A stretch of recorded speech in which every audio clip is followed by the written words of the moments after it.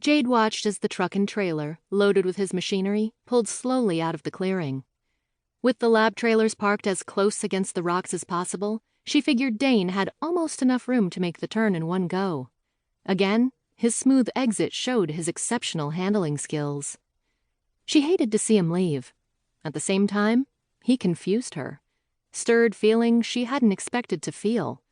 At least not here. Not now. The competent air he projected was seductive. That wasn't unusual. Power in all forms attracted her. A year ago, she'd lost her own power. She was determined to make this trip work, to regain her power, to regain herself, to regain her soul. Dane seemed understated, simple, exuded quiet control, a man to have in a tight corner. A man who wouldn't walk out and leave someone hurting. The opposite of her fiancé. Ex-fiancé. She doubted Dane would have trouble making simple decisions in life, like what to have on a pizza or where to go for a special meal. Her ex would whine for hours when she brought him in on the little decisions. However, when she dared to have an opinion on more important things, like the type of vehicle she'd like to buy, watch out. He'd thrown a hissy fit over that and had stomped her choice into the ground. She'd shelved her decision on vehicles. Good thing, considering. She knew her brother hadn't been impressed with her choice of a partner, and thankfully, Duncan hadn't dared to comment when that same partner bolted. Her mental state wouldn't have withstood the criticism from outside herself. How had so much changed in a week? She now sat out in the countryside of Haiti, a place she'd sworn she'd never return to. Was active in a job she also thought she'd never have accepted, and had actually studied the muscular butt of one of the most attractive men she'd come across in weeks. Make that months. On top of all that, she realized she hadn't cried since leaving home. It was hard to admit, but she'd been so ensconced in her private prison, she hadn't realized that her prison had been a safety net to stop her from stepping back into the real world. She had needed that time. In the beginning.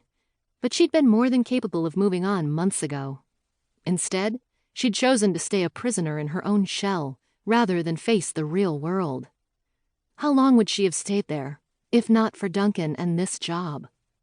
She returned inside to continue her work with the adult male currently on her table. Meg had taken DNA samples earlier, while Jade did dental impressions. The body had been checked and charted, photos taken. This skeleton was complete.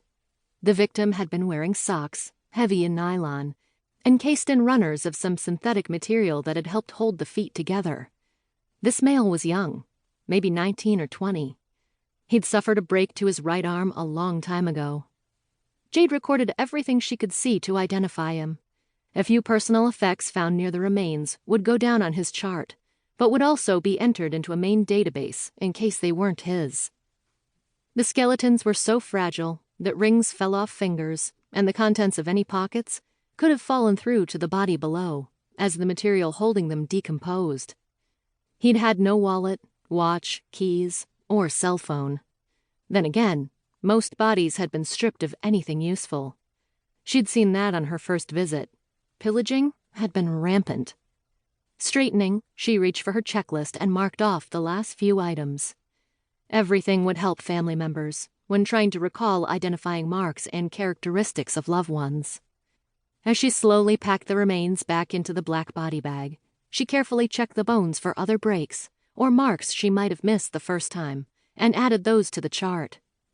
Once everything was back in the bag lying on the cart, she rolled it over to the door for safekeeping, until someone else came to help move it to the reefer.